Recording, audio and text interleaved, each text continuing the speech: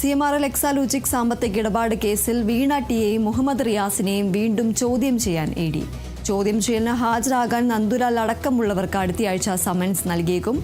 അതുല്യ രാമചന്ദ്രൻ ചേരുന്നു വിവരങ്ങളുമായി. അതുല്യ, ഏതായാലും ഈ വീണ ടിയെയും അതോടൊപ്പം തന്നെ ഭർത്താവ് മുഹമ്മദ് റിയാസിനെയും വീണ്ടും ചോദ്യം ചെയ്യാൻ തന്നെയാണ് EDയുടെ നീക്കം. അതോടൊപ്പം തന്നെ നന്ദുലാൽ അടക്കമുള്ളവർക്ക് അടുത്തയാഴ്ച സമൻസ് നൽകാനും സാധ്യതയുണ്ട്. എന്തൊക്കെയാണ് മറ്റു വിവരങ്ങൾ? ദീപ്തി, ഇപ്പോൾ ഈ കഴിഞ്ഞ ദിവസങ്ങളിലായി കോഴിക്കോട് 8 ഇടങ്ങളിൽ റെയ്ഡ് നടന്നിരുന്നു. ആ റെയ്ഡിന് പിന്നാലെയാണ് കൂടുതൽ വിവരങ്ങൾ പുറത്തു വന്നിരിക്കുന്നതും അതിൻ്റെ അടിസ്ഥാനത്തിൽ ED അന്വേഷണം കുറച്ചുകൂടി ശക്തമാക്കുകയും ചെയ്തിരിക്കുന്നത്. പ്രധാനമായും ആദ്യ റെയ്ഡിൽ വീണ ടിയുടെ ഡയറിയിൽ നിന്ന് ആദ്യ റെയ്ഡിൽ വീണ ടിയുടെ ഡയറിയിൽ നിന്ന് ലഭിച്ച വിവരങ്ങളിൽ ആ വിവരങ്ങൾ കേന്ദ്രീകരിച്ചുകൊണ്ടാണ് രണ്ടാമത്തെ റെയ്ഡ് നടന്നിരിക്കുന്നത്. ആ ഡയറിയിലുള്ള പേരുകൾ, അതുപോലെ തന്നെ വീണയുടെ കൈപ്പടയിൽ എഴുതിയ ഡയറിയാണ് എന്നുള്ളത് സ്ഥിരീകരിക്കാനുള്ള പരിശോധന നടക്കുകയാണ്. അതോടൊപ്പം തന്നെ ആ ഡയറിയിൽ ഉണ്ടായിരുന്ന ചില സാമ്പത്തിക ഇടപാടുകൾ, ആ സാമ്പത്തിക ഇടപാടുകളിൽ സംശയാസ്പദമായി തോന്നിയ ചില പ്രത്യേക ഇടപാടുകൾ, ഇവയെല്ലാം കേന്ദ്രീകരിച്ചുകൊണ്ടാണ് അന്വേഷണം നടക്കുന്നത്. ആ അന്വേഷണത്തിൻ്റെ ഭാഗമായാണ് കോഴിക്കോട്, അതായത് DTPC ഡെസ്റ്റിനേഷൻ മാനേജരും അതുപോലെ തന്നെ മുഹമ്മദ് റിയാസ് MLAയുടെ സുഹൃത്തുമായ നന്ദുലാൽ, CPIM കോഴിക്കോട് ജില്ലാ സെക്രട്ടേറിയറ്റ് അംഗം P. നിഖിൽ തുടങ്ങിയവരുടെ വീടുകളിൽ റെയ്ഡ് നടന്നിട്ടുണ്ടായിരുന്നത്. അതോടൊപ്പം തന്നെ വീണ ടിയും P. മുഹമ്മദ് റിയാസും ഉപയോഗിച്ചിരുന്ന ഒരു സിം കാർഡ്, ആ സിം കാർഡ് നന്ദുലാലിൻ്റെ പേരിലുള്ളതാണെന്ന് കണ്ടെത്തിയിട്ടുണ്ട്. ഈ സിം കാർഡ് കേന്ദ്രീകരിച്ചും ആണ് പ്രധാനമായും ഇനി അന്വേഷണം പുരോഗമിക്കുക. അപ്പോൾ ഈ പറയുന്ന കാര്യങ്ങളിൽ ഒരു വ്യക്തത വരുത്താൻ, അല്ലെങ്കിൽ അതിൻ്റെ അടിസ്ഥാനത്തിലുള്ള ഒരു ചോദ്യം ചെയ്യലിനാണ് ED ഇപ്പോൾ ഒരുങ്ങുന്നത്. അതിൽ ഡിജിറ്റൽ തെളിവുകളുടെ പരിശോധന അത് നടന്നു വരികയാണ്. പ്രത്യേകിച്ചും ഈ ഫോൺ വിവരങ്ങൾ, അതുപോലെ തന്നെ അക്കൗണ്ട് വിവരങ്ങൾ, ഈ ലഭിച്ച സിം കാർഡ്, ഒരു സിം കാർഡിൻ്റെ ചിത്രം ലഭിച്ചിരുന്നു. ആ സിം കാർഡ് ഉൾപ്പെടെയുള്ള കാര്യങ്ങളുടെ ഡിജിറ്റൽ പരിശോധന, ഡിജിറ്റൽ തെളിവുകളിൽ പരിശോധന നടന്നു വരികയാണ്.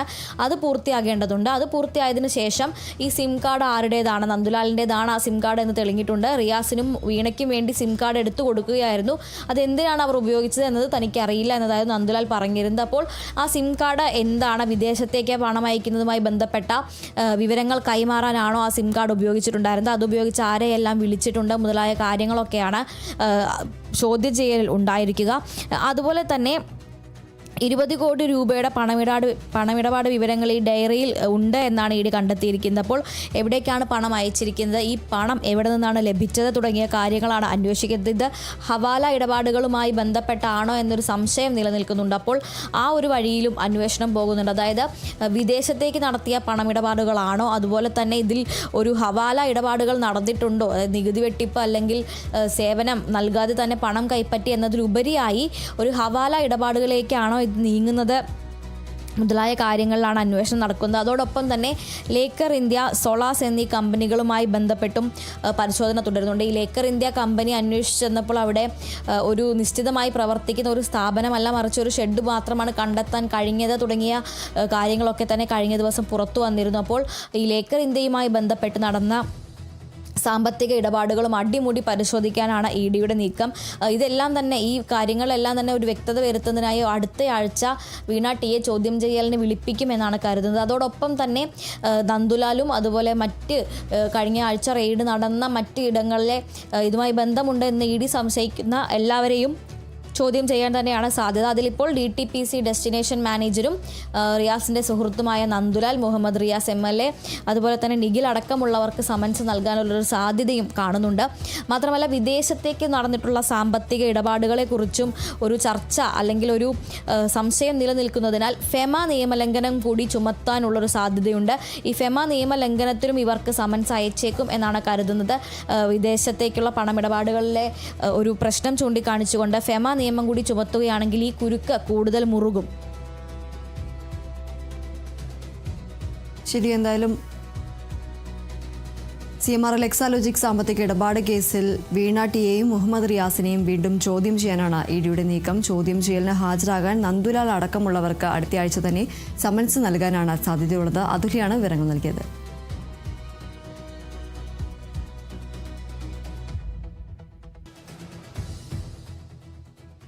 പാലക്കാട് റെയിൽവേ ഡിവിഷനിൽ നിന്നും മംഗലാപുരം സ്റ്റേഷൻ ഉൾപ്പെടെയുള്ള ഭാഗങ്ങൾ മൈസൂരു ഡിവിഷനിലേക്ക് മാറ്റാൻ റെയിൽവേ ബോർഡ് തീരുമാനം. മംഗലാപുരം മേഖലയിൽ ഉള്ളാൽ വരെ വരുന്ന പ്രദേശമാണ് പാലക്കാട് ഡിവിഷനിൽ നിന്നും മാറ്റുന്നത്. നിലവിൽ ദക്ഷിണ റെയിൽവേയും ദക്ഷിണ പശ്ചിമ റെയിൽവേയും തമ്മിലുള്ള കൈമാറ്റ അതിർത്തിയായ പട്ടീലിന് പകരം ഉള്ളാൽ പുതിയ അതിർത്തിയാകും. തോക്കൂർ റെയിൽവേ സ്റ്റേഷൻ നിലവിലുള്ളതുപോലെ കൊങ്കൺ റെയിൽവേ കോർപ്പറേഷന്റെ കീഴിൽ തന്നെ തുടരും. ഒക്ടോബർ 1 പുതിയ മാറ്റം പ്രാബല്യത്തിൽ വരിക. ഇതോടെ നിലവിൽ പാലക്കാട് ഡിവിഷന്റെ കീഴിലുള്ള മംഗലാപുരം മേഖല ദക്ഷിണ പശ്ചിമ റെയിൽവേ ആയ മൈസൂരു ഡിവിഷന്റെ ഭാഗമാകും. വളരെ പ്രധാനപ്പെട്ട മംഗലാപുരം ജംഗ്ഷൻ ഒഴിവാക്കിയതിലൂടെ പാലക്കാട് ഡിവിഷന്റെ വരുമാനത്തിൽ 60% വരെ കുറവുണ്ടാകും എന്നതാണ് ആശങ്ക. വരുമാനത്തിൽ 1100 കോടിയോളം രൂപയുടെ ഇടിവുണ്ടായേക്കും എന്നും വിലയിരുത്തലുണ്ട്. ഇത് ഡിവിഷന്റെ വികസന പ്രവർത്തനങ്ങളെയും പുതിയ ട്രെയിനുകൾ അനുവദിക്കുന്നതിനെയും പ്രതികൂലമായി ബാധിച്ചേക്കാം. കൂടാതെ നിലവിൽ കണ്ണൂരിൽ സർവീസ് അവസാനിക്കുന്ന ട്രെയിനുകൾ മംഗലാപുരത്തേക്ക് നീട്ടണമെങ്കിൽ ഇനി മുതൽ മൈസൂരു ഡിവിഷന്റെ അനുമതി തേടേണ്ടി വരും എന്നതും പുതിയ വെല്ലുവിളിയായി മാറും.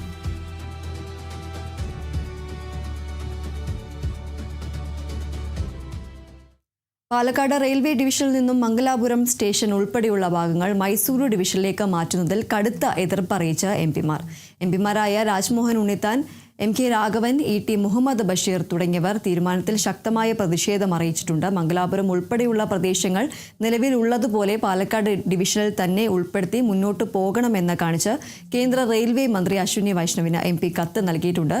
റെയിൽവേയുടെ ഈ പുതിയ തീരുമാനം കേരളത്തോട്, പ്രത്യേകിച്ച് മലബാറിനോട് ഇന്ത്യൻ റെയിൽവേക്കുള്ള അവഗണനയും ചിറ്റമ്മ നയത്തിന്റെയും തെളിവാണെന്ന് രാജ്മോഹൻ ഉണ്ണിത്താൻ MP പറഞ്ഞു. പാലക്കാട് ഡിവിഷനെ തകർക്കാനുള്ള ഈ തീരുമാനത്തിൽ കേരളത്തിലെ BJP നേതൃത്വം ജനങ്ങളോട് മറുപടി പറഞ്ഞേ തീരുവെന്ന് MK രാഘവൻ MP ഫേസ്ബുക്കിൽ കുറിച്ചു.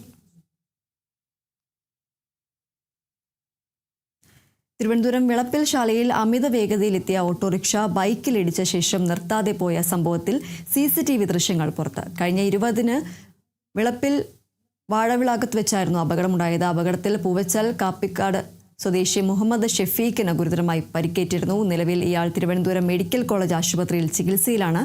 വിളപ്പിൽ ശാല ഭാഗത്തു നിന്നും പേയോട് ഭാഗത്തേക്ക് അമിത വേഗതയിൽ പോകുകയായിരുന്ന ഓട്ടോറിക്ഷ എതിർദിശയിൽ വന്ന ഷെഫീഖിന്റെ ബൈക്കിൽ ഇടിക്കുകയായിരുന്നു. ഇടിയുടെ ആഘാതത്തിൽ റോഡിലേക്ക് ഷെഫീഖ് തെറിച്ചു വീഴുകയായിരുന്നു. അപകടത്തിന് ശേഷം പരിക്കേറ്റയാളെ ആശുപത്രിയിൽ എത്തിക്കാനോ സഹായിക്കാനോ തയ്യാറാകാതെ ഓട്ടോറിക്ഷ കടന്നു കളയുകയായിരുന്നു.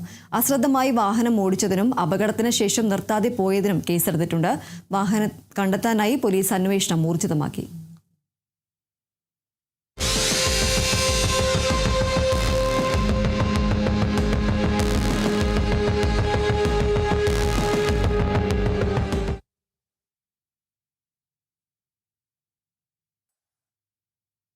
ലോക ബാഡ്മിന്റൺ ചാമ്പ്യൻഷിപ്പിൽ ചരിത്രം കുറിക്കാനൊരുങ്ങി മലയാളിയായ ട്രീസ ജോളിയും ഗായത്രി ഗോപിചന്ദും. വനിതാ ഡബിൾസിൽ ഫൈനൽ ലക്ഷ്യമിട്ട് ട്രീസയും ഗായത്രിയും കോർട്ടിലിറങ്ങും. ചൈനയുടെ 1ാം ഡീസ് താരങ്ങളെയാണ് സെമി ഫൈനലിൽ നേരിടേണ്ടത്. ലോക റാങ്കിങ്ങിൽ 4ാം സ്ഥാനത്തുള്ള ജിയ ഇഫാന ഷൂക്ക് സിയാൻ സഖ്യത്തെയാണ് ട്രീസയും ഗായത്രിയും പരാജയപ്പെടുത്തിയത് എന്നത് സെമി ഫൈനലിലേക്ക് ഇന്ത്യക്ക് ആത്മവിശ്വാസം നൽകുന്നുണ്ട്. ആദ്യ സെറ്റ് കൈവിട്ട ശേഷം മികച്ച തിരിച്ചുവരവ് നടത്തിയാണ് ട്രീസ ഗായത്രി സഖ്യം 2ാം സെറ്റ് 3ാം സെറ്റിലേക്കാകട്ടെ സമഗ്ര ആധിപത്യത്തോടെയായിരുന്നു വിജയം.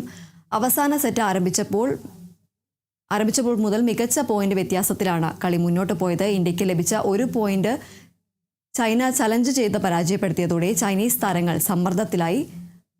അർജുന അവാർഡിന്റെ തിളക്കത്തിലാണ് മലയാളിയായ ട്രീസ ജോളി മത്സരത്തിനിറങ്ങിയത്.